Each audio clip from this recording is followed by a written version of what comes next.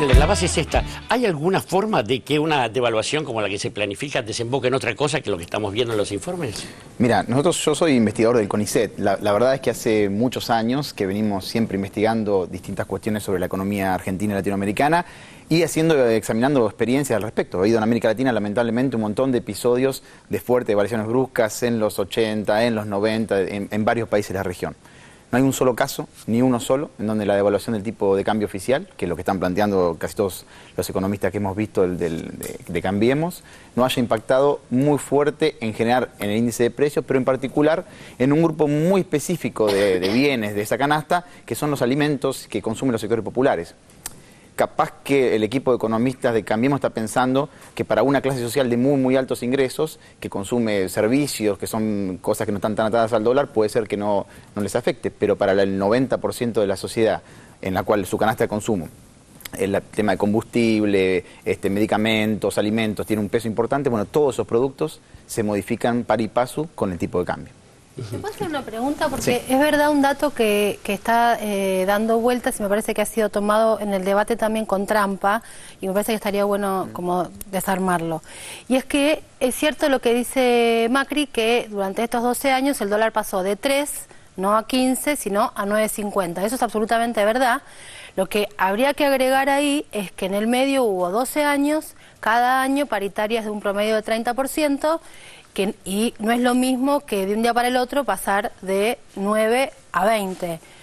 ¿Qué le haría al salario en un día pasar de 9 a 20 y la diferencia entre hacerlo en un plazo de 12 años con paritarias cada año? Sí, la verdad que independientemente de los cálculos que hacemos nosotros en el CONICET, yo preferiría, porque aparte los fueron expresados públicamente, hacer los propios cálculos de varios economistas que están incluso alineados con la visión de Cambiemos. Dice Ferreres, Levi Yeyati, Marco Labañas, en los últimos días estuvieron un poco planteando cuál sería el impacto inflacionario y entre ellos dicen que sería de 15 puntos, 25 puntos, 20, 25 puntos más adicionales de inflación de un solo saque en un mes, digamos, en verdad anualizado, solamente por el efecto devaluatorio. A esto hay que agregarle, por supuesto, lo que acabas de mencionar del incremento inflacionario producto de la quita de subsidios, que es otro tema sobre el cual podemos examinar. Pero digo, incluso economistas que no son heterodoxos, que tienen más que nada un poco la formación más neoclásica neoliberal tradicional, plantean claramente que no ha habido experiencia histórica que lo contradiga, que el impacto inflacionario va a ser muy elevado. Y repito, no para todos los sectores sociales de la misma manera, sobre todo para los trabajadores. ¿Y qué es lo bueno de eso? Digo, porque da la impresión de que están recomendando un suicidio inmediato para que después no suframos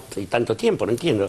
En verdad, por declaraciones complementarias, por ejemplo, otro que no es economista, pero que habla de economía, que es Liach, el hijo del viceministro de Cavallo, quien un poco planteaba cómo quieren compensar este impacto inflacionario de la devaluación, porque la devaluación no es para la población en su conjunto, para recomponer, como decía Lozano, tasa de ganancia en algunos sectores concentrados que le venden su producto al exterior. Claro. Porque a los que le venden al interior, cuando cae la economía producto de la devaluación, no van a estar mejor. Pero hay un grupo de empresarios que le venden al exterior y que van a estar un poco mejor con la devaluación. Ahora, para controlar los efectos inflacionarios también se propone hacer en forma complementaria, digamos, una apertura indiscriminada de la economía. En verdad, nosotros hoy charlábamos con algunos economistas que se plantearon en la mañana, convocados por Santiago Frachina, que vino la ministra de Economía y charló con nosotros cuáles eran los planes de gobierno, cosa que no ha hecho lamentablemente Macri con los científicos argentinos. Y decíamos que si uno tuviera que caracterizar el programa de gobierno de Macri en la parte de economía, se podría llamar DADA. DADA, ¿por qué? Porque es devaluación, ajuste, deuda y apertura. Y hay una cosa interesante, que es que la combinación de devaluación y apertura puede atemperar un poco el incremento de precios. ¿Qué dice el IACH? Dice, devaluamos, van a aumentar los precios fuertemente, pero abrimos la economía para que entren productos importados baratos y parte de ese aumento de precios se compensa. Claro, va a haber inflación igual, no tanta como históricamente si es una apertura fuertemente. Ahora, el problema es quién paga el costo de esa apertura. Claro.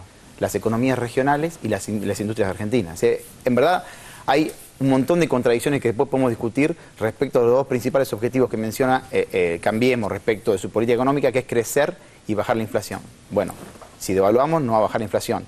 Si destrozamos a las economías regionales con la apertura, no va a haber crecimiento. ¿No es la convertibilidad eso? ¿El principio de la convertibilidad no fue eso? Tienen cosas muy parecidas, por eso es un Cambiemos que en verdad es un retrocedamos, como escuché a alguien decir más que Cambiemos, con algunas peculiaridades adicionales, digamos, que rápidamente están planteando un endeudamiento muy fuerte, incluso más intenso que la convertibilidad en la primera etapa, y adicionalmente de eso, la parte del ajuste, inicialmente la convertibilidad, hasta que vinieron las privatizaciones no hubo un ajuste fuerte del empleo público, los salarios, etcétera, y acá pareciera ser, por lo que hasta hace una semana decían los economistas de Cambiemos, que realmente va a ser mucho más intenso esa parte del ajuste de lo que fue incluso al comienzo de los 90. Cintia García. Y pensaba en el parámetro que está planteando Demian, que es el de los trabajadores, ¿no? El parámetro, pensar en esta propuesta de economistas del PRO desde el parámetro de los trabajadores y sus implicancias. Hoy veía además a Hugo Moyano, veíamos haciéndole esos guiños a Mauricio Macri. Entonces, un par de preguntas. Primero, ¿cómo crees que va a reaccionar el sector gremial, ¿no? Porque frente a ese panorama y frente a ese impacto en la pequeña y mediana empresa y las consecuencias entre los trabajadores de que consumen esos productos de la canasta básica, ¿cuál es el conflicto social que se avisora y la responsabilidad de la reacción gremial, por un lado? Y segundo, ¿cuál es la situación en términos económicos de bienestar en la Argentina en este momento? O sea, ¿qué es lo que hay que preservar? Bueno, respecto a la primera pregunta, primero espero que no suceda, digamos, que efectivamente cuando tengamos que elegir, elijamos por algo que beneficie al conjunto de la sociedad.